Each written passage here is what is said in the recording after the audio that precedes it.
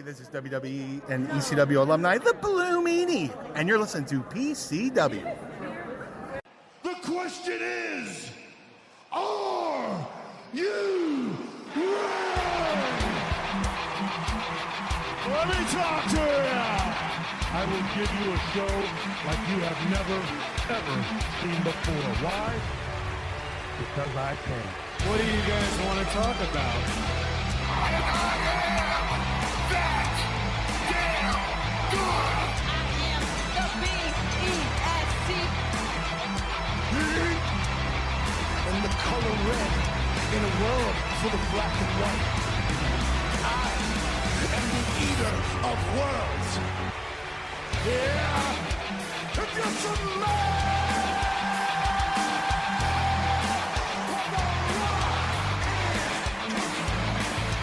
acknowledge me.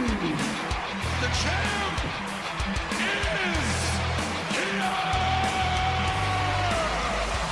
But to be the man, you gotta beat the man. And I'm saying, woo, right here. Hey, yo. The best there is, the best there was, and the best there ever will be.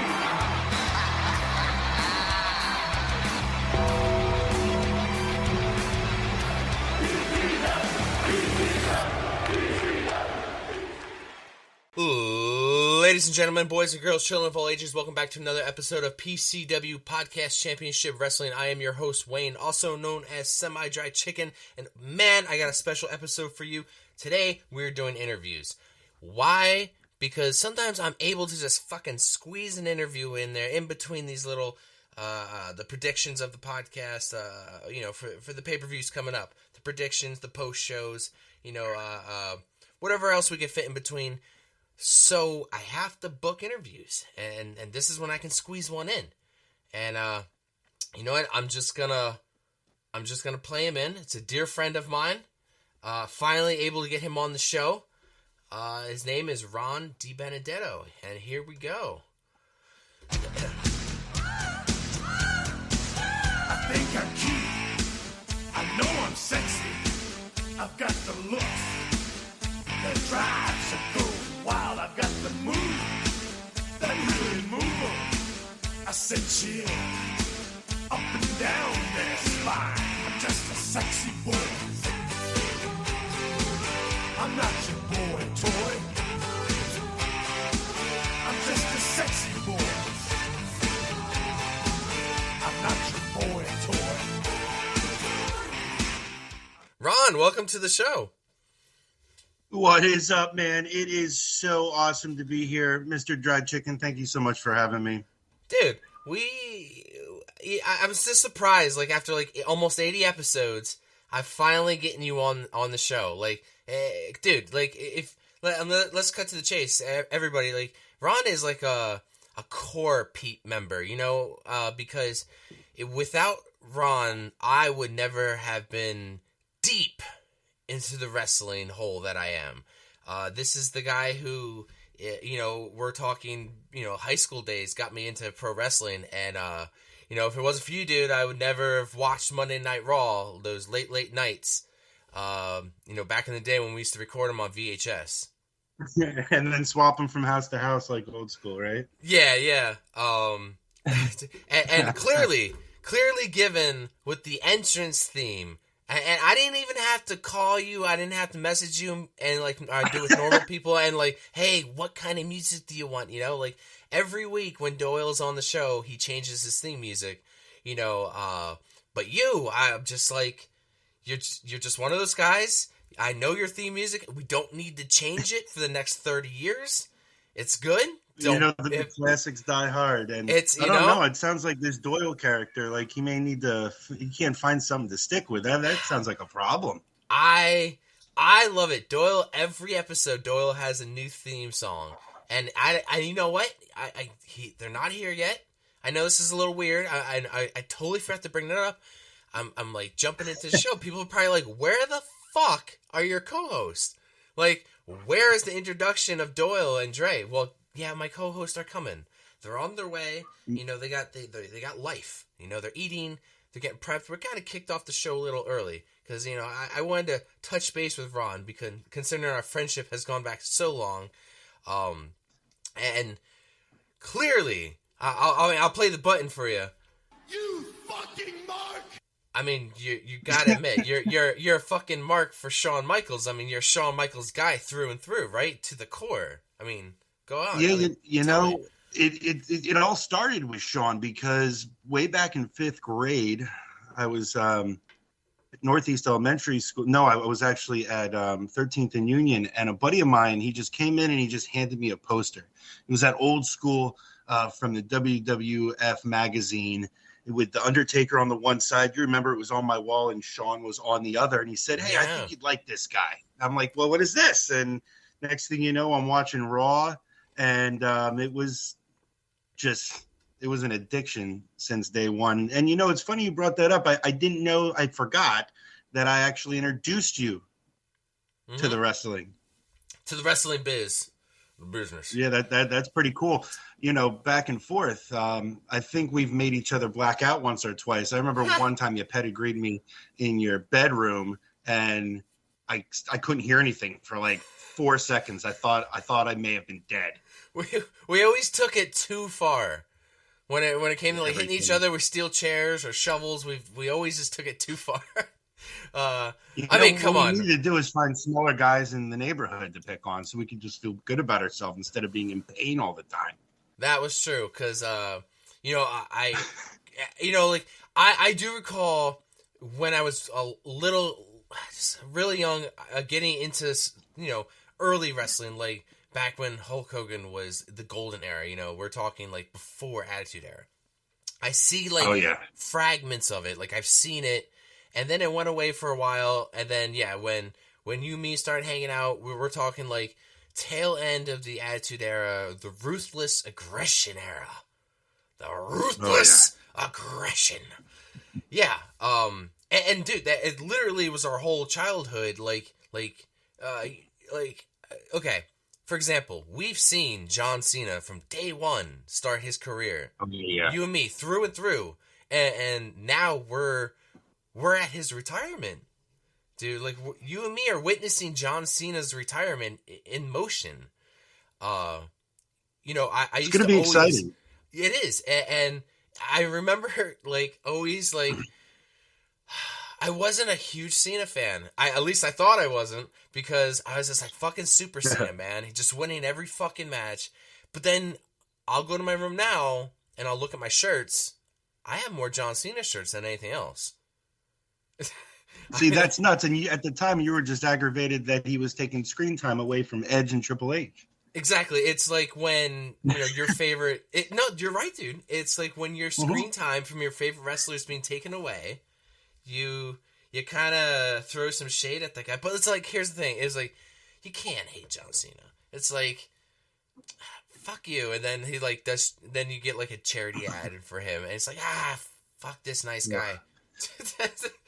He's a real life superhero. You know, Yeah. I grew up Absolutely. and I hated Austin for years until I smartened up and then realized. I mean, I don't think I really appreciated Austin until after he was done.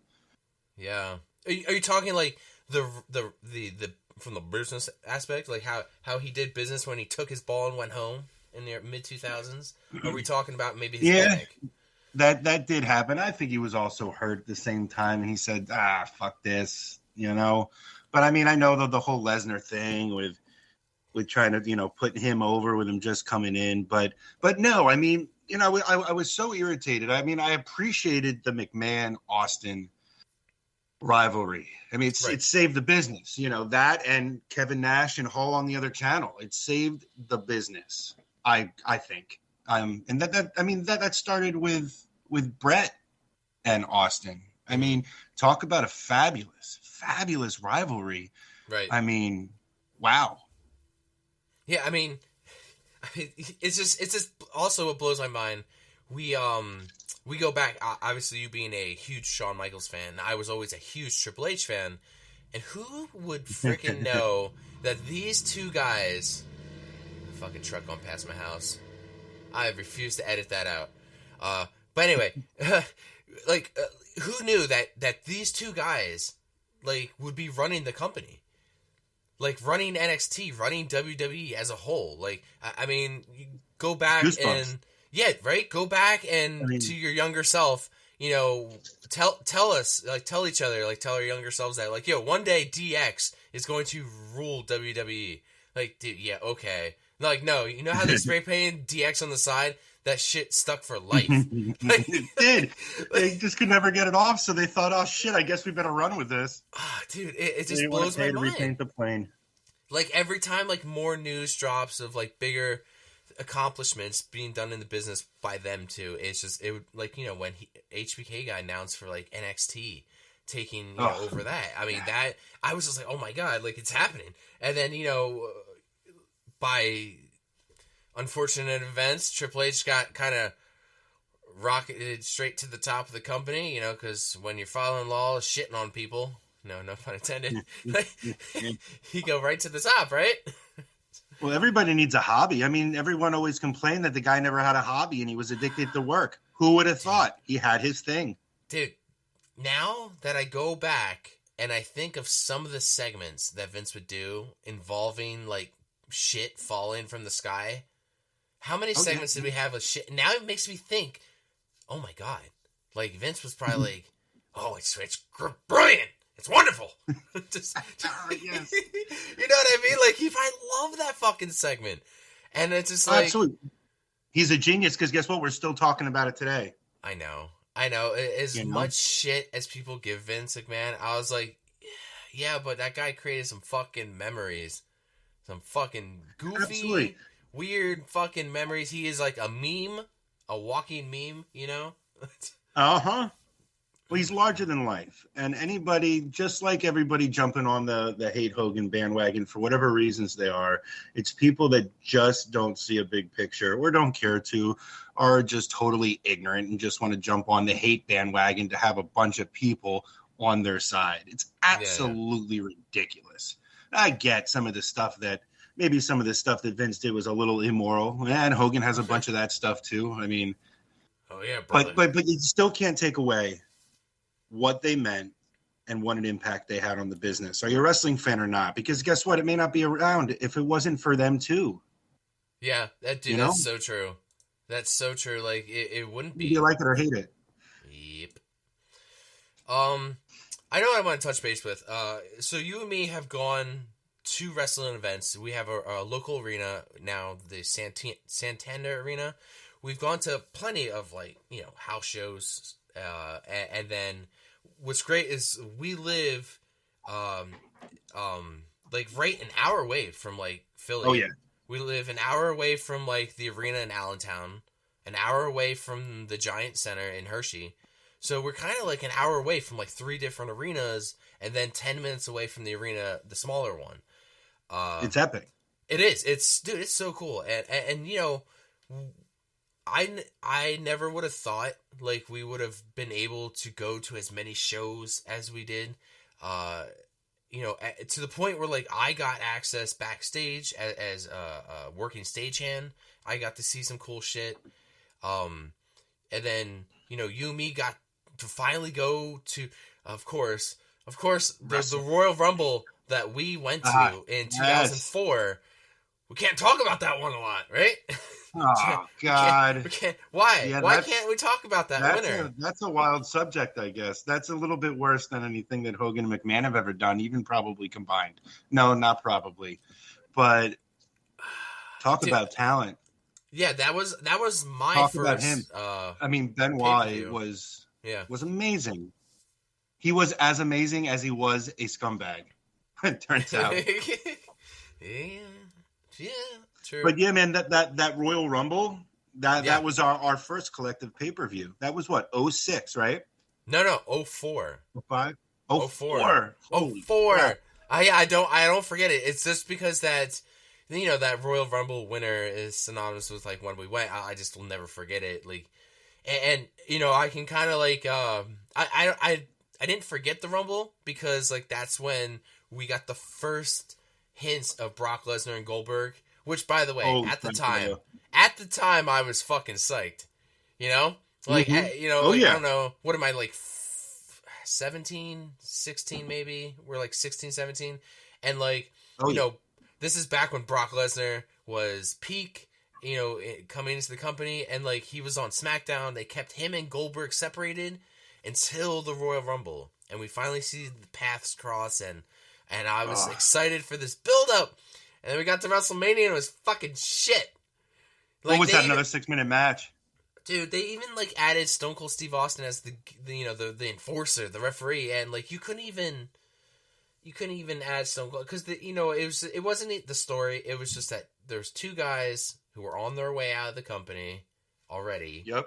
And we as fans this is before like social media. We knew like this is like the dirt sheets. We knew that these guys were leaving, and we were just.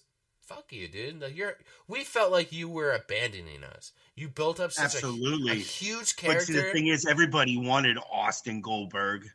I know. That's why they threw him in as a ref. Yup. Everybody That's wanted what the fans wanted.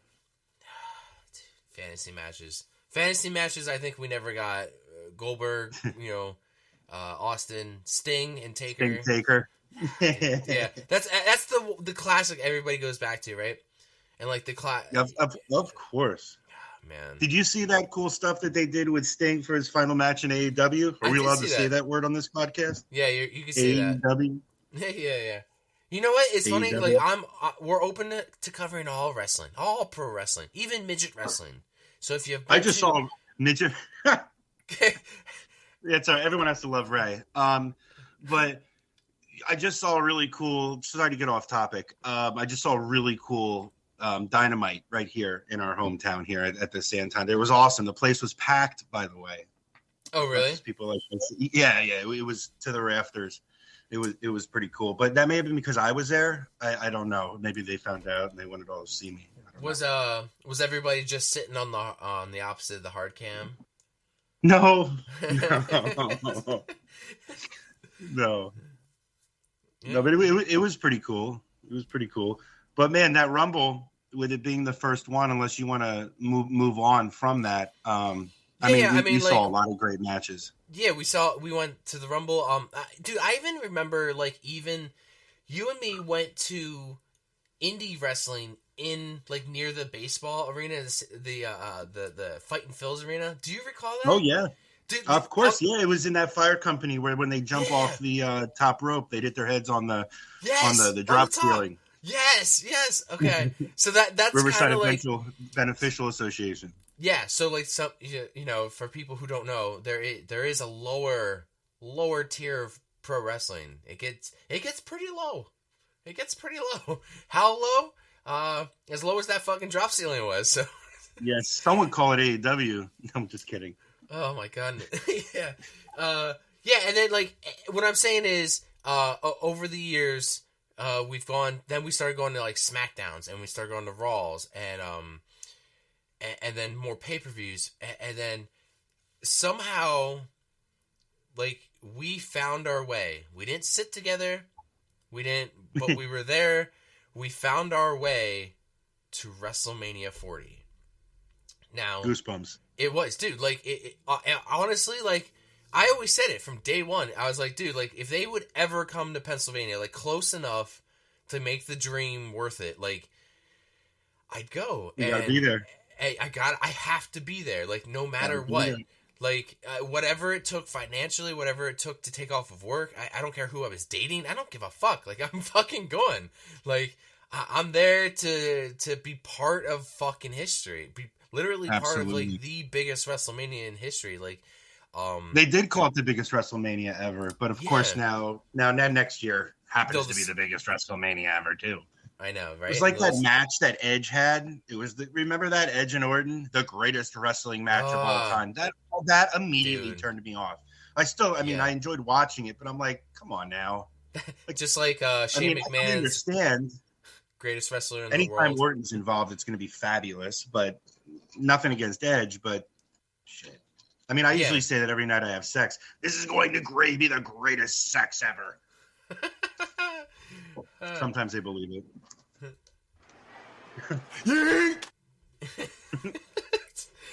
But dude, like, we got it wasn't just you. Well, you took your daughter with, right, to WrestleMania? I did. Yes. I ended up only doing night one.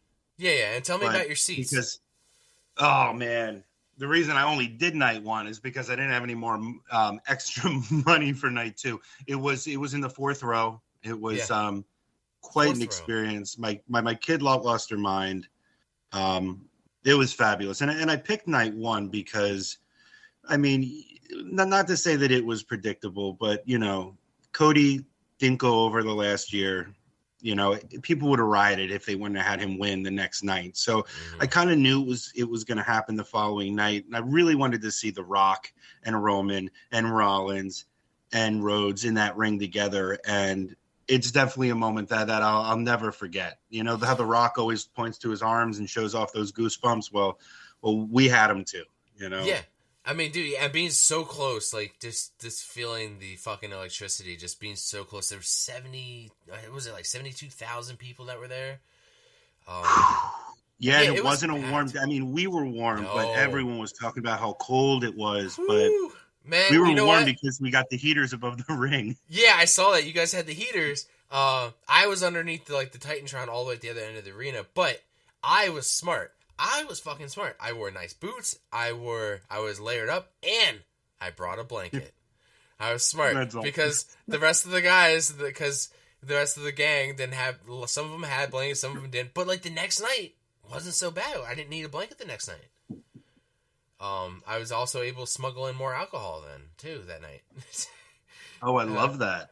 I know, dude. They got me the first time when I went in. No.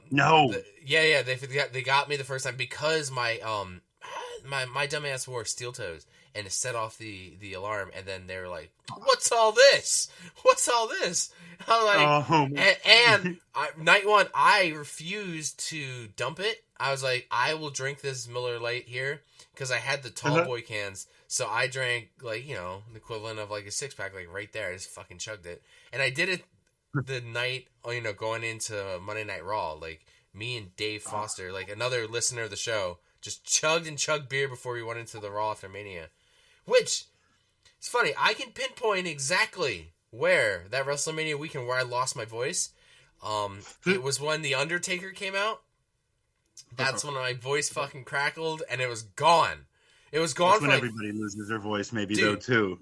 Yeah, well, you think night two, I, especially as a fan, just screaming all night and singing. That's another thing. 20 years ago, the entrance music, and fan involvement was not as big as it is today. No. I mean, fuck, dude, we got people yeeting all over the place. We have literally a masturbation joke is now the peak wrestling. And you know what? It makes sense. When you see who's in charge of the company, Triple H, I mean... Of course. I think Michael's just got a promotion to... I missed what it was, but Michael's got a promotion as well, so I'm sure it'll get even dirtier. Dude, do you recall when... I know I'm going off subject a little bit, but when they had to buy the rights to the word yeet off that one guy? That was MLW. Yeah. Can you imagine? MLW sued them for the yeets, and then I guess they settled or something. I'm not sure. They're still using it. But think about I don't know how much they settled for. Whatever it was, now it's probably not enough after all the fucking Jey Uso merch going straight to the fucking top. Yeah. Oh my gosh. Yep. Yeah. So we finally got to WrestleMania. Dream, for me, bucket list.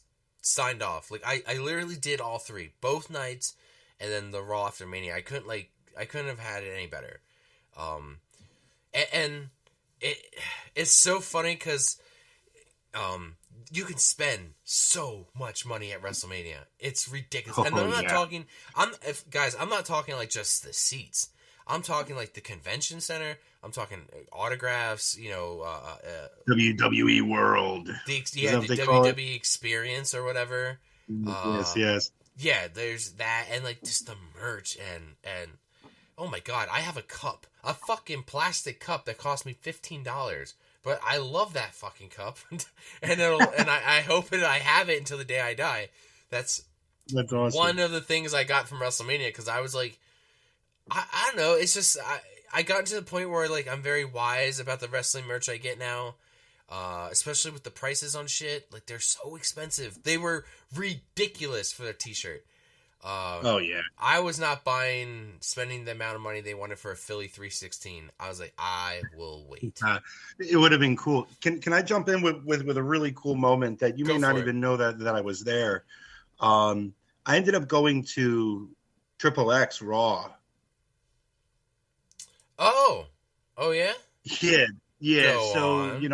I have that moment. I took my daughter, and we went and I saw that moment that Bray had with Undertaker in the middle of the ring, which was pretty freaking awesome. Oh wait, I was there too. No. Yeah, I was. I had to think about it. I was like, wait a second. That's when LA Knight was out, right? LA Knight was out. Oh, they were really starting to push him, and they were then, also doing the lead up to Taker and AJ at WrestleMania, I think. Maybe. And this also back when Sami Zayn was on trial in the Bloodline. Like, Yes. yeah. So, yeah, I can't believe that. Yeah, I was there. What the fuck? They had the little DX reunion. Yeah, and you know what? I think that's the one. And Triple H. I went with my ex, and I went with Dave Foster, and Dave, like, Dave always does this. He's notorious for this. I know you're listening, Dave, you son of a bitch. Listen, because You son of a bitch, Dave. you goddamn son of a bitch. Fucking Dave. Last minute, right? He'll always last minute. Yo, you want to go to Monday Night Raw? I guess, because it's like, he's like, yo, I'll pay for your ticket. I'm like, all right. But, like, here's the thing. He's like, I start work at 5 in the morning, and Monday Night Raw, these motherfuckers keep extending it to the 3-hour mark. No, go back to the 2 hours. And you know why? I agree. Not just because I want to watch less fucking wrestling, but when Raw comes here, I want to go and get the fuck back to my house before midnight. You know? That's not happening. Like, exactly. I want to leave Philly and drive 1 hour from Philly to my house and be in bed by midnight. But no, like, you had to fuck it up and extend it 3 hours, and now, well, thankfully, Raw is. Well, that's WCW's fault, right? Yeah. Well, they turned Nitro into 3 hours, and then of course they had to react to that.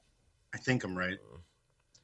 I'm not sure because, like, for the longest time, Raw was always 2 hour, that 2 hour mark, and like now SmackDown's 3 hours. Like, I now know.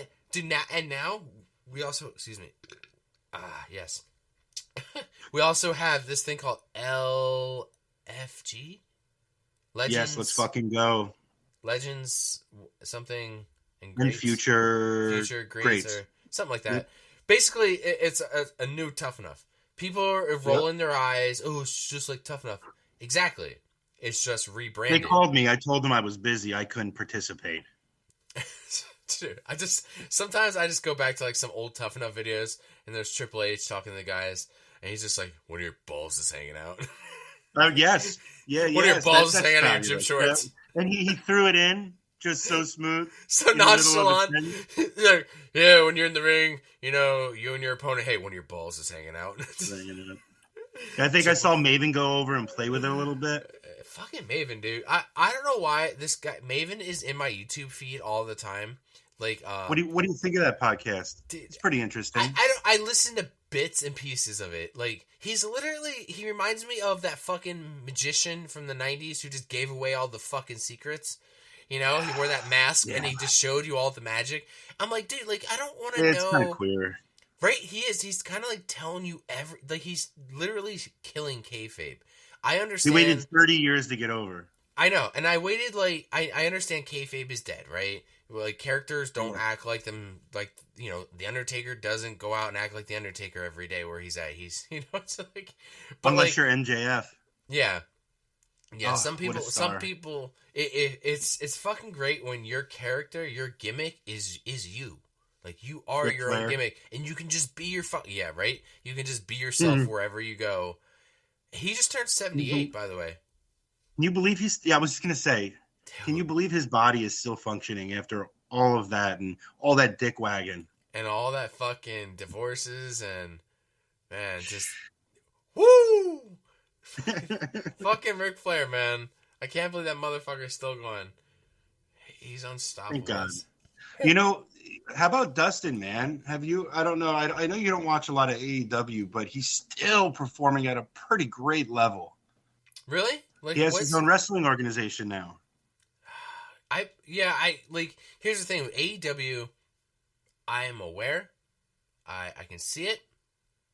I don't know if I'll flip the channels, but every time I do, man, it's just when AEW first started, I was definitely watching head to head. I was watching on two TVs. I was watching AEW and NXT.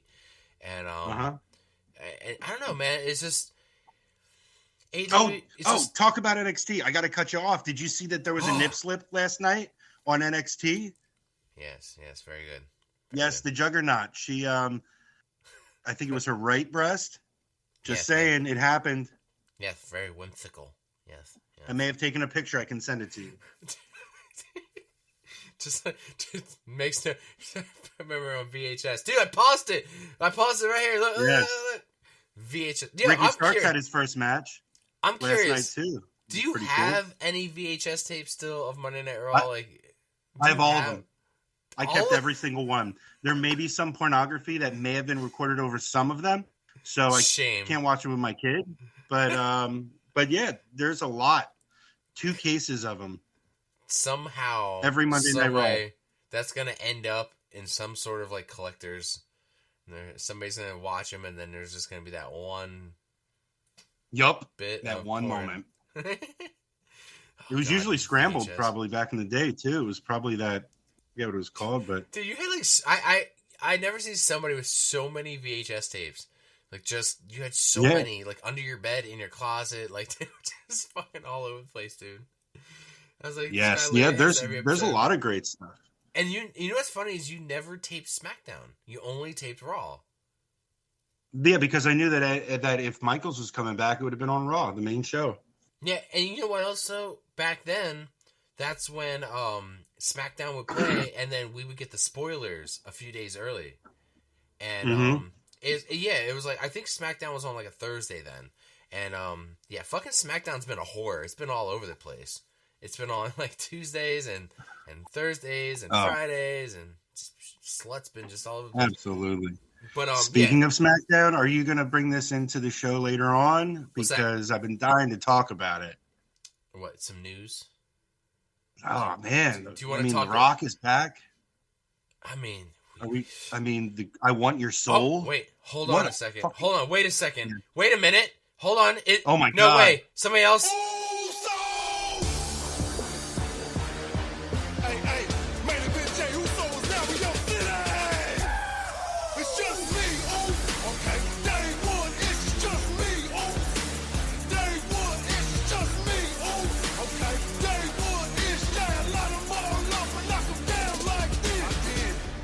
It's on me now, Oos.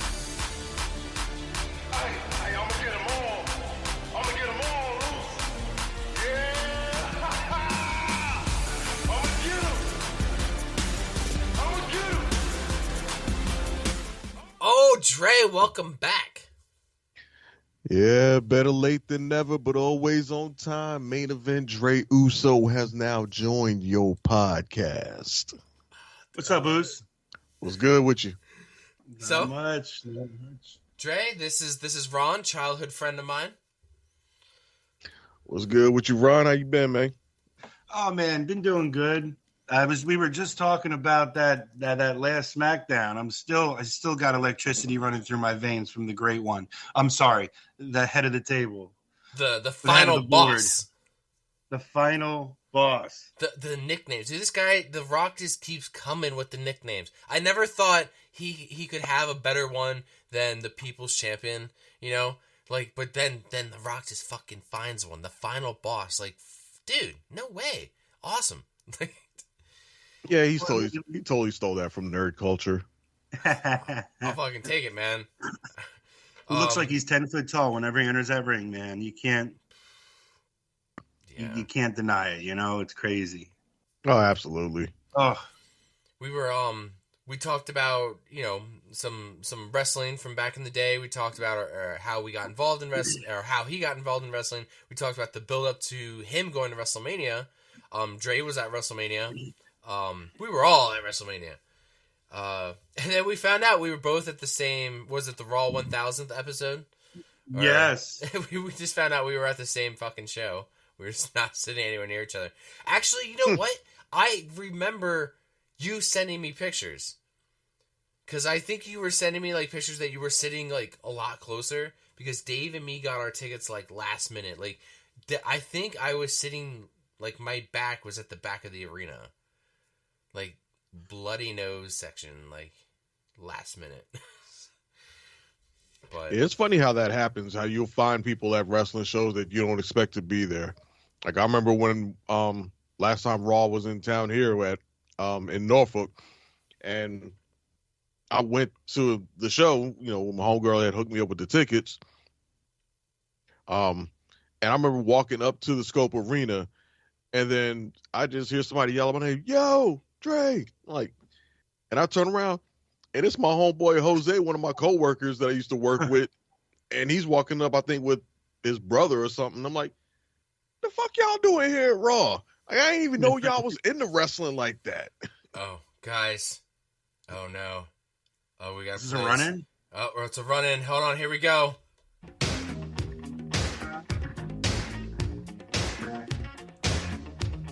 Well, I started this dance in the neighborhood. Now everybody's doing it because it feels so good. All you need is a partner that know how to move, and the rest is real easy. You just dig the groove. And when you get yourself started, it's hard to stop. You just go for your partners, you know what? And then you GRABTAGCAKES. Ah, grab them cakes. Doyle. Oh, it's me. It's the DOYLE, late as usual. Dude, I had my fucking hand in my mouth because I'm fucking laughing so hard at this fucking music that you picked. So good. JYE, baby. I know, but like every time you fucking send me music, it's always like far from the left field. I'm like, what is he sending me today? Well, you know, I gotta keep it interesting, you know. Keeping it. saying- What's up, real. Doyle? How you doing? Hey, how are you? What was that, Junkyard Dog? Was he saying grab them Yeah. cakes? Grab them cakes. Yeah. I've not heard that. So for- obscure and yet 30 years. so relevant and simultaneously so inappropriate in 2025. I like to cover all the bases. You know what I'm saying? I mean, well, Dude. I mean, Dre, I'm surprised you didn't choose your, for Black History Month, the blackety black. You know what? music. Oh, It boy. didn't even cross my mind. It did not even cross my mind. I didn't even think about the fact that, yeah, this is the only episode we've recorded this month, isn't it? Or did we? Yeah. No, did we? Yeah, it might be. Yeah, I can't remember if our Rumble episode was in January or not, but yeah, it totally did not even cross my mind. Yeah, I think the Rumble episode was February. Because I think I used Coco Beware's music for that. Oh, yeah, that's right. You did. Well, next That's the only reason I episode. remember. Next episode, I'll make sure you're blackety black. It's a lot of black. Yeah, well, you know, it's in there. It's in the soundbite somewhere. I mean, now I kind of want to pull it up. Wait, where is it? Sure you don't want to pull it out? No, Ooh. wait. Whoa, Quiet. not that Quiet. kind of podcast. Oh, No. Cameras are off. Oh wait. Thank God. Wait, because we don't do cameras over here. Wait, is it this one? So I This is I Carlos. just got back from the Jericho cruise. Yeah, dude. Tell us about Me. what is it called? The Rock and Wrestling Rager. Rager. At- Yes, it was my Rager at third sea. year in a row. Yeah. And this time it went to the Dominican Republic, but really the location is not important where the ship goes. It's what happens on the ship. It is honestly one of the coolest experiences that I've experienced my entire life. Again, I paid the money to do it 3 times in a row. You know, this year, you know, obviously Chris was there. It's his cruise. There was Will Ospreay, Tony Storm, Bobby Lashley, MVP. I'm not sure of anyone's AEW knowledge, but I mean, Mark Briscoe was there. Ricochet. That was awesome. Big Bill, and of course the real one was there. Everyone saw that that bite on YouTube that was going around. That was full of energy. You know, we had the Danny Garcia, Brian Cage, Lance Archer, Al Snow was there, Jay Lethal. He was doing his if any of you have any Ring of Honor experience, he was doing his Black Machismo character, which is just so real. Just so there's so much respect in that when he does that. It's amazing. You know, last year I met he was the AEW champion. Swerve Strickland, that was larger than life. Scott Steiner, I had a drink with Scott Steiner at a bar in the Dominican Republic, which was let me tell you. Yeah, are these guys just walking around the whole time, or like are they kind of separate? Yes. Not separate at all. So over the 3 years, I have a lot of different stories. You know, one of my best interactions was with Johnny TV, Johnny Nitro, John Morrison, John of something. Eminem. Yeah. Just such a really cool dude. You know, Nick Nemeth, also known as Dolph Ziggler, was on the ship this year. Just a really great guy. Just, I mean, we're drinking together. There's karaoke together. I saw Will Ospreay and Bobby Lashley do karaoke. Like, holy hell. You know, I can't. MVP is a beast. He doesn't show up on screen, but that dude is built like a brick shithouse. But yeah, I mean, it's absolutely encompassing. You're just around them all the time. Every seat is good. There's wrestling 3 times a day for about 2 hours at a time, and they tell a story from beginning to end. Who's the guy that was doing all that indie stuff? He used to be the woo-woo guy. Cardona. What? Yes. Matt Cardona. Oh my God! What a cool dude. Zack Ryder? Yes, yeah. And just a human being, man. A regular Joe. I had a freaking 30-minute conversation just shooting the shit at a bar with him. Regular Joe. It was awesome. Dating Chelsea Green. Oh my God. Ass. Yes, Fucking I know. lucky man. What a lucky guy. Dating the United States champion. Shit. I bet she's his champion. Lucky man. So, but yeah, I highly recommend Ricochet was there. I'm sorry, what was that? So you mentioned that Ricochet was there. I take it he did not bring Samantha with him? Oh, she was there, bro. Oh, she was? Okay. She was there, and every angle of her is just fucking spectacular. And you know what? She is such a fucking everyday person. I had talked to her, and most of them actually come up to you and just start conversations. I don't know what they're getting paid to do this, but it was insane. But yeah, it was cool. Ricochet was against I think him and Ospreay, they were in a tag team match together against each other. I don't remember, but it was fabulous. Like last year, the Big Show was there, and he was awesome. The Dudley Boys were there last year. They were breaking tables, but I don't want to take up too much of the airspace. It was cool. You're the guest. We don't want to hear about the cruise. We ain't got shit to talk about. Yeah. I'll send you guys a bunch of pictures. I mean, my phone got stolen this time, but I got tons of stuff from the last few years.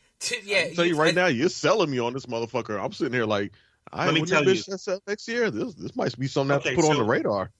It's going to sail in the fall this year, so I may not be able to go because of work. But it sails usually in the beginning of February. It is the coolest wrestling fan experience, and it's mostly AEW wrestling, but with so many people jumping back and forth constantly, you never know who you're going to see. Yes, Plus, it's rock and roll too. Are any of you guys familiar with Downstate? They do they do Cody Rhodes music. They've done The Miz. They've done Dolph Ziggler's music. They did some stuff for Bray Wyatt. They were there performing, and it was incredible. For me, there's just something about going on a cruise. I'm not for, man. I'm not an ocean guy, and I see, I see you trying to tempt me with wrestling. Now you're trying to get wrestling and put it on a fucking boat and trying to get me to go out to sea. If you want to be wasted in the middle of the ocean, bro, while there's wrestling going on in the ship, and there's nothing else interfering, you're if you don't pay for the internet package, you feel like you're actually experiencing life again. It's It's quite special. And let me tell you, Jericho being such a huge star that he is, like he's just meandering around, taking pictures. Now, when I took my daughter year one, I got a lot more attention because they were just all over her, the Guns. You guys familiar with the Guns over in AEW? Oh yeah. Yeah. Guns up. They were so kind to her, and they ran karaoke. That was insane. Karaoke. Hey, it sounds like a blast. Also probably expensive as shit, but well, it's about $2,000. It can get to be about $3,000 once you tailor in the bar package and stuff like that. Elijah was there, better known as Elias. Thank you. Oh yeah. And that was awesome seeing him because why would they fire that guy? I just don't get it. Oh, there's a lot of people I wonder why they let go, and then there's people I wonder why they haven't let go. Like, there's just people who I'm like, how are you still collecting a fucking paycheck from this company? And then there's people that they just dropped the fucking ball with, and it's just like wasted. We can sit here all day and talk about it. And then people were on the Royal Rumble one day and released 3 days later. Oh my god! Right. Yeah, right. I'm sitting over here wondering, is Elektra Lopez going to be on that cruise in the fall? Yeah, They'll start announcing in about maybe 5 months. They'll announce some of the people that'll still be there. But usually you can always count on whoever is in the stable with Jericho at the time is going to always be on the cruise. So the JSA, which was Matt Menard and all those guys, with what's her name? She's dating Jungle Boy. Anna Jay, they were all on while that was happening. That was just so much fun. Mm-hmm. Oh, damn. Well, what we talked about before you guys got on, we talked about like what Ron's favorite wrestler was. Big Shawn Michaels mark. I'd say so. Yeah, I'd say so. But like now, Ron, like in this modern wrestling, who is like your like top like I want to say like handful of WWE guys right now in the company? WWE. I got to go with Cody because I watched him prove himself and put the work in AEW, reinvent himself of Ring of Honor, go to New Japan before that. Someone that bets on themselves like that. That was his decision to leave the company before, and now look at him. He's larger than life. So Cody, always going to be love Randy, just because he's one of the greatest. Mm-hmm. I'm more of an AEW guy. Although I watch all the pay-per-views, I'm always going to watch Raw, watch SmackDown. But like Kenny Omega is ridiculous. Kyle Fletcher, all these young talents. I try to focus on some of the young guys because they're just so full of piss and vinegar. And they're going to be the future. And MJF, like these are all rock stars. I can't think of a lot of up and comers that really. You've got that. What's his name in NXT? The black guy who's just built like a brick shithouse. He's got Obafemi. What was that? Obafemi? No. He was really hot last year. Oh, Trent Williams. Yeah, he's really good. Did you guys see the NXT the main event? The main event. It was Starks. Whoever Starks' partner was. I don't know his name. This week, yeah. Ricky Saints, as he goes by now, along with Javon Edmonds. Yeah, that kid moves differently. That dude could jump out the fucking building. Was that the kid that had the match with Orton? That had what? He had a match with Orton, right? Yes. Really? They botched that. Yeah, he was going for his what was it? Some move he was going his finisher, I think, that was being countered into a RKO, and he kind of botched it a little bit. And afterwards, he was just like super apologetic to Randy Orton on camera about it, and Randy was like, "It's okay. That little moment kind of went viral a little bit. Imagine the nerves.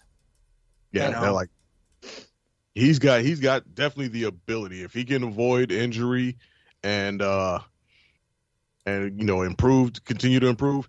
he definitely has star potential. He could be 100%. easily the next great high flyer. Because, like I said, that dude can jump out the fucking building. Right. And he moves like a cartoon character, not and different from Ricochet, because there's certain talents that are just above, ones that, as far as like when you want to talk about like a Mount Rushmore or something, that they don't even belong on the mountain because they're float above the mountain, in my opinion. But yeah, I mean, he moves so. To him, he's himself. Like he moves different than everybody else. Kind of like the Rock in the when the Rock punched, he looked different. When the Rock ran, he looked different. When the Rock would do a move, it looked different from everybody else. Like you stop and your head turns. Like, oh shit. I don't know if I answered that question great for you though. I mean, you asked me who my favorite. I mean, I'd have to say Cody. CM Punk. There's a lot of haters out there, and I was never on the Punk train. But I think he brings a lot, to it. But I'm not tuning in to see Punk. I'm tuning in to see, Cody or Kevin Owens. I mean, talk about an underrated. Yeah. But maybe not underrated. I mean, who did they pick to wrestle Austin at WrestleMania? Kevin Owens. Like, that means something. Yep. They're going to trust this dude to fucking throw Austin around. You can't hurt Austin. That'd be like hurting Cody or, or hurting LA Knight or like, he's, as much as he's great, and they don't really put him in that number one spot, but KO's a dude. I think you could drop him into any era and he would work just as well as he does in this one. And I don't think you can say that about everybody, but you could throw him in the 80s.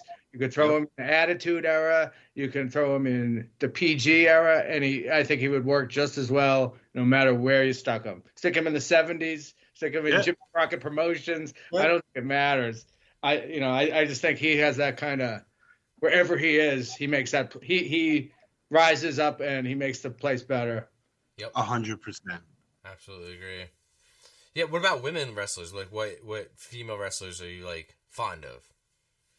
Oh, man. I mean, there's just so much talent in NXT to kind of even really, pinpoint. And I also watch less NXT than anything else, although it is pretty damn entertaining. I'm not really shined on by any of the younger ones. I mean, I think Becky's a talent that I think was, before she left, she was getting Austin pops. I mean, that was huge. And for a female to get that reaction, I was watching, I was paying attention. She was doing her skits with Bailey on the ramp. She had her own segment show. I'll say like Piper's Pit.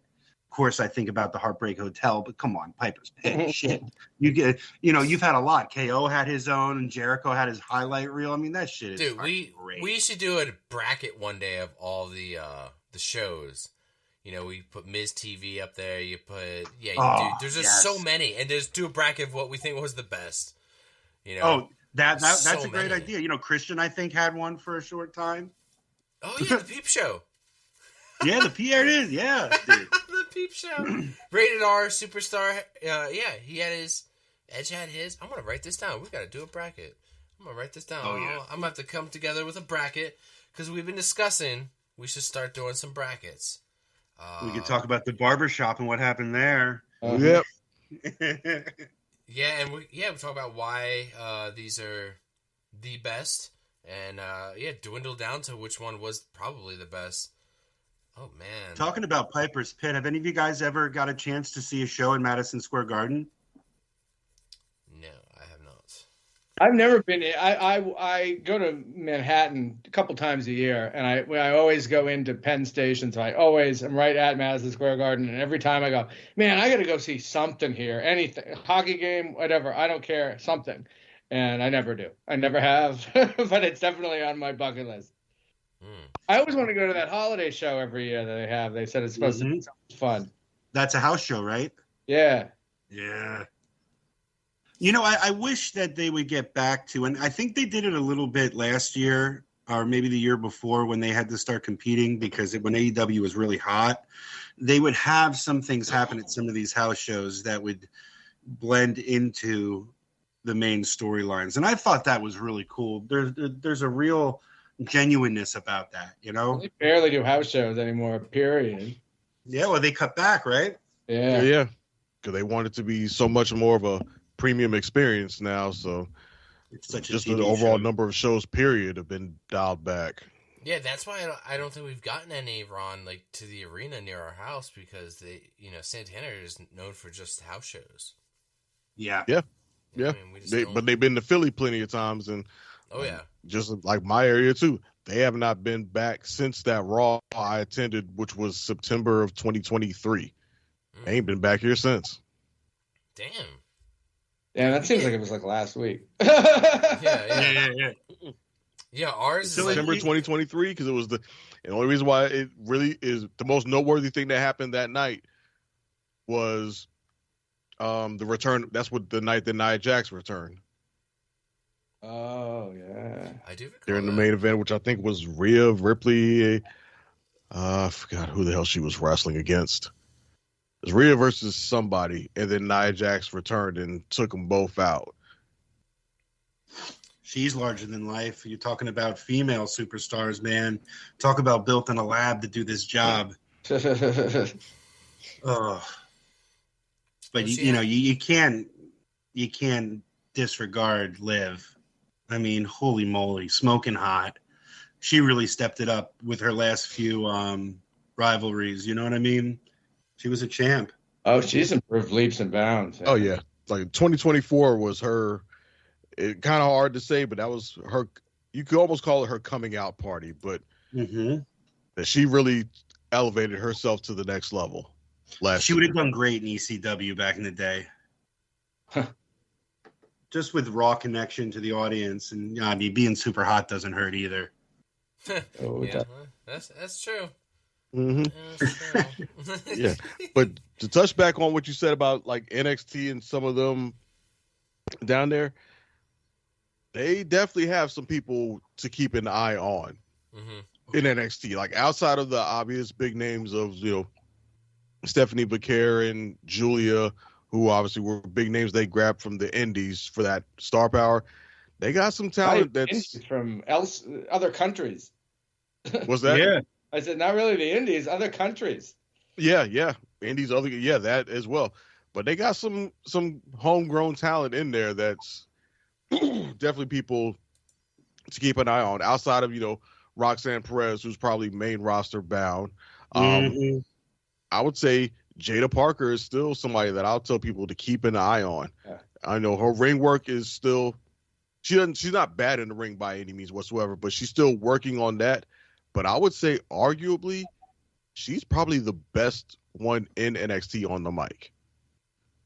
She's arguably the best woman in NXT on the mic. Better than, because I've never seen her deliver a bad promo. Right. She can get on that mic and just absolutely cook. She's not stumbling over words like that. She, isn't unsure of herself. Like, she knows her character. She knows who she is. And she can get on that mic and she can go. And connect, right? Exactly. And go and connect with people. Like, she can cut a promo like it's nobody's business. You've seen people get these push, and then all of a sudden they're out there, and they're getting pushed. They got the rocket strapped to their back, and they're just fumbling, or trying their best, but just fumbling like JC Jane. Like, she got a push like a year and a half ago, and she's out there freaking spouting off. And I'm like, oh, man, it's just not smooth. But, I mean, again, they're learning, right? Right. Who might not be the best wrestler, but you know what? Either is The Rock. But it's going to be a huge fucking star, I think, is Lash Legend. I think it's a huge I agree with star. that. Mm-hmm. You can tell she's got the look. Yeah, I mean, you don't have to be Will Ospreay to get over in WWE anyway. Mm-hmm. Sure. Nope. If you can perform in that ring and you can tell a good story and are reasonably competent on the mic and you can connect with the audience, that's pretty much all you need. You got to connect, and in this day and age, you don't really have to be the best. You just have to find some way to connect with the audience. It doesn't always have to be on the mic. We've seen people connect in the audience just purely off of their in-ring work and their enthusiasm. Prime example is Io Sky. It's just one Oh, word yeah. signal. Yeah, that's true. There's multiple paths to the top, and not just in the WWE, just in wrestling today. Period. That's Yes. part of what makes it. This probably one of the best eras we've had. And now they've been flooded with all the NXT with the TNA talent too. Mm-hmm. Yeah, I was Oh saying, man, didn't they? On NXT yesterday, the Hardy Boys were on. Yeah. they were there. The Hardy Yeah. Boys. And Yeah, On that was NXT. pretty cool. They announced that it's going to be them and the NXT Tag Champions for the Hardy's belts. Yeah. And I don't know if that's going to be at an. I think that's going to be at a TNA pay per view. no, it's going to be at Roadblock. And like, that's the thing. Like right now, we've been kind of lamenting how SmackDown's been kind of sucking a little bit or a little mid since they went to 3 hours, and Raw has kind of been up and down since going to Netflix. Meanwhile, NXT has been cooking. I don't know if it's just because of WrestleMania season and they're trying to do that, or the TNA partnership that they have now, or some combination of it all. But NXT is fucking cooking right now. I'm not saying every show is knocking it, completely out the park, start to finish, but they are giving you a reason to tune in week after week. Like And that this week, Roadblock is on TV, right? That's not a Right, that's TV. Roadblock, that is on TV, like old Clash of the Champions back in the day. Oh man, Like a PLE caliber event just on regular TV. I'm already. We're getting invested. freaking Obafemi versus Moose. We're getting Fraxium versus the Hardy Boys. right? Huh? That's like the Hardy match. The champion is just for the Hardys titles, but that Moose is for the both titles, right? No. The Obafemi versus Moose is for the NXT Championship. The Hardy Boys versus Fraxium is for the TNA Tag Team Championship. I thought Moose. I thought that was for both titles. No, that one's not. The one that is title for title that they announced this past Tuesday. Julia Julia and Stephanie Vicaire. Maybe I'm just mixing those. Is title for title. Like I'm fucking intrigued. 3 matches man. of that caliber just on regular TV. Right. and I think Spears has a title match too for the North Atlantic or the North American Championship or something like that against Aguido, right? Maybe. Maybe I just remember those 3 because like those are PLE caliber matches that they're just giving away on the CW. Oh yeah. Let me see. Roadblock, right? All right. Let me see. Roadblock. We have Obafemi versus Femi, yeah. Yeah, NXT Championship. The Hardy Boys versus Axiom Tag Team TNA. Winner takes the women's winner takes all match for the NXT Women's Championship and North American Women's Championship. Mm-hmm. So yeah, there's only 3 cards on there, or 3 on the card so far. Interesting. They were promoting something. Maybe they were just promoting for the next normal NXT. But I don't know. you guys see that Roxana Perez pulled out what's her name's nipple at last Jordan Grace. Breaking news. Breaking news. You heard it here. Oh, So that I didn't casual, notice. Ron. I didn't catch it on the broadcast. I just Jordan Grace stole on her. Oh, man, well, I Tiffany wouldn't be Stratton surprised had- if that match gets announced pretty soon, either for Roadblock or for Stand and Deliver. Tiffany Stratton had a nip And that'll last week. probably be, Breaking news. Jordan Grace getting her first major win on NXT before Roxanne goes off to the main roster. Are there any type of rivalries that you guys hold near and dear? Like if you were to pick 3 to talk about. Oh, I'm dude. talking about rivalries of all time. Unless you guys did this in a previous show. I don't want to be repetitive. I mean, Ron, like, come on, man. You and me, it goes back to Triple H and Shawn Michaels, dude.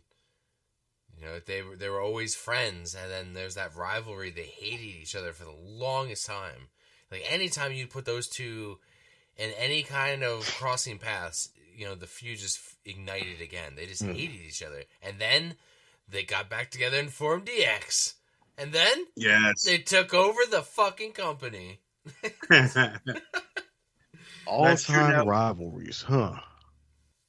That's just like I can one think I of close, 2 I real hold close quick. to my heart. But I mean, I don't know about third. I also like the rivalry, of Cena and Randy Orton coming up together. Oh, Like how close they were together, their careers, and they even had they did a title for title. That's the one where Orton beat John Cena and won both the world titles. To kind of like to solidify, I guess, who's the better champion. But meanwhile, you guys still thinking? Yeah. Well, like I said, I got two I can think of real quick. One would be Sting and Ric Flair, just because their rivalry pretty much ran the length of WCW.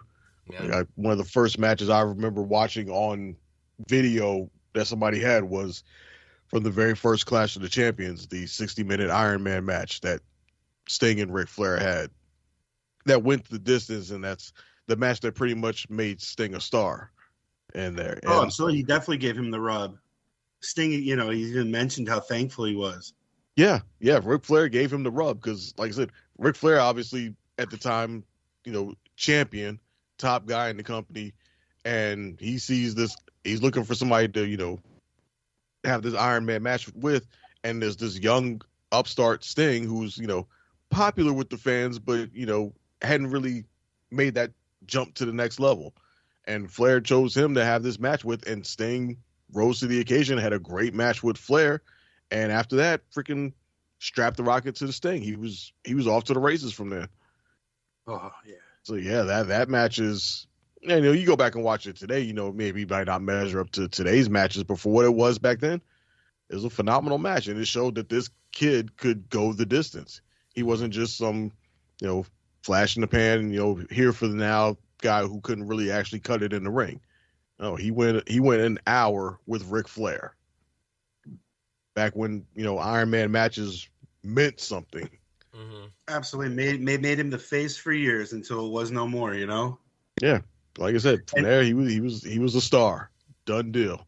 And they took that all the way to the very last episode of Nitro. Their rivalry was off and on. Sting, the first time he became world champion, who did he defeat for it? He beat Ric Flair at the 1990 Great American Bash in Baltimore. Beat Ric Flair for it. So, like I said, their rivalry has been off and on. Pretty much is the story of WCW. Is Sting and Ric Flair and their rivalry. So that's one that's probably one of my favorite rivalries of all time. Other one I would say is probably The Rock and Stone Cold. Oh, I know it is like the classic go-to, right? I mean, yeah, but I mean, it's also the rivalry of probably the top rivalry of wrestling's one of its most popular eras. That Attitude Era, those Monday Night Wars, and this, that, and the third. Oh yeah. If any type of rivalry that you can look at and say there's two types of people, and you can definitively draw a line, and everybody's going to be on one side or the other. The Rock and Stone Cold is that. Like the Beatles and Stones. Right. Like, you're not going to find anybody who hates both of them, but everybody's going to have one that they like more than the other. Somebody's going to be like, yeah, I was a Rock guy, or I'm a Stone Cold guy. Not saying that if you're a Rock guy, you hated Stone Cold. You just like The Rock a little bit more, or you like Stone Cold a little bit more. There are a few rivalries like that are just that clear line in the sand type of rivalry. I just think about that Rock Stone Cold promo video package for WrestleMania 17. I'll never forget. Like, it's probably like one of my favorite video. It's like one of the packages. all-time great video packages. Oh my god, dude! Like Limp Bizkit playing. Arguably one of the best WrestleManias ever. Also. Yep. Yeah, like I sometimes I go back just to watch classic video packages because they don't do them like that anymore. Like, oh no, there's no. Didn't a belt end up in the way. river? Yeah. Yeah, Couple times. Yeah, a couple but that times. was still in the early time of their rivalry. Mm-hmm. That was when that was going into WrestleMania 15, I think. Yeah. Or was that even for the WWE title? Or was that for was that the Intercontinental title? I think that was the IC title. Yeah, it might have been when they were feuding over the IC title. I think Austin had two instances where a title was thrown in a river. And I think Edge also had an instance where a title was thrown in a river. Yeah, what is up with people just chucking it was either that or rivers? because openly littering. Because Rock, it had to be the IC title because Stone Cold was champion at the time. and the Rock had stolen his title. Stone Cold came to get it. The Rock, just knocked him over the edge, took him in the river, and said, "Take your piece of shit title with you." That's right. Yeeted that fucker in there. He tossed him over. Yeah, I do recall that. Actually, there was another time where I think The Rock, when Rock and Cena were having their rivalry, that Rock was just chucking like John Cena merch over the bridge. I was just like, what is up with like segments where we're just chucking shit off bridges? And, like, I don't know. I mean, shit? everything comes from at the time came from Vince's head, so maybe people should start like dredging up the bottoms of rivers where McMahon spent a lot of time in. Rumor is they never did find that belt that Rock threw in the river. No way. God, oh my God! You hear that, people? You can still go get it. It's like a treasure. Can you imagine? It damn sure would be. You imagine you happen to fish that thing up one day. Imagine what what WWE would pay you for that belt. That is fucking true. Probably look like shit, but yeah. The new hardcore title. 30 years in the bottom of a river. One of my favorites was, I kind of briefly mentioned it much earlier today when we were chatting, just me and Mr. Dried Chicken. I was talking about that Bret Austin feud because, so Bret comes off the Iron Man match. He goes away. They say he messed up his leg or something. I think maybe that had been later. He comes back and then he puts, he put Austin over, even though he won the match, Bret. I mean, the edginess that Bret showed during that. What are you talking about, WrestleMania 13? Yeah. Yeah, that's one of my favorite matches ever. Me too. It was just epic. And it showed I'm not a massive Bret fan, but it showed an evolution that eventually led up to that Survivor Series match, which really forced him into that heel. That there's some promos back and forth with him and Austin, which then led into him and Shawn when they took that other direction, where Bret is just vicious. And to me, that was the most entertaining Bret ever, ever, not want to say ever was. He's bland Bret most of the time, not to take anything away from his in-ring, but I mean, he really let loose, and I mean, it was epic to me. Well, yeah, genuine. He had been pretty much a white bread babyface most of the time before that, and even going into that match with Austin, people forget Bret was the babyface and Stone Cold was the heel, but because of what happened in the match, things kind of flipped. Yeah. And Stone Cold became the babyface, and Bret wound up being the heel, and from there he just ran with it, and yeah, like you said, it took his character in a direction it had never been before. Hey guys, I hate to cut you off. I think I have to go grab my daughter from softball training. How long are you guys going to be on? Because I could just mute my mic and then come back. I should be back in about 20, 25 minutes or so if you guys are still going to be rapping. Yeah, you want to hop out and hop back in. Yeah, but we'll wrap this episode up though. Ron, is there anything you want to plug, like social media, like any of your social media links that people want to get a hold of you? Do you have anything business-wise you want to promote? Like, whatever, man. Like, promote it here. You fucking Sure, absolutely. Well, I run a catering company. It's called Devour Catering and Event Design. We do everything from weddings to galas to backyard barbecues. We don't even need running water to throw an event. We can bring our own. We can also bring generators. There's nothing we can't do. We are preferred caterers at the Reading Public Museum. We are also at the new event site, which is connected to the Reading Phillies Stadium. It's now called the Fighting Phils, but there's a 500-person venue there that we're also involved in. But as far as that, I can't really elaborate much more because I don't want my kids standing outside Burke's Catholic waiting for me to get there. But I can sure as hell plug more if I get on later. All right, man. Well, thanks for being on, and we appreciate it. We hope to catch you in the next episode. Thank you for having me, and I'd be more than welcome to be on board for more stuff in the future, guys. I'm going to cut out right now, and hopefully I can jump on later. All right, man. Later, buddy. Later. Nice meeting you guys. Okay. Yep. You are the world's dumbest son of a bitch. The fact that day in and day out, For almost 6 years, I have proved to everybody in the world that I am the best on this microphone, in that ring, even at commentary. Nobody can touch me. You are not ready for Oscar! Because the Street Profits are up and we want the smoke. You're next. Talk about your songs, talk about John 3:16. Austin 3:16 says I just whipped your ass. Well, let me tell you something, brother.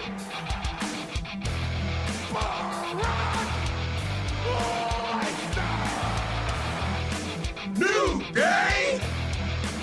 Cream will rise to the top. Oh yeah, Macho Madness here. Welcome to the Kevin Owens Show. Lately, he just hasn't been very oozy. Because I'm the Miz, and I'm awesome. Those rotten bastards.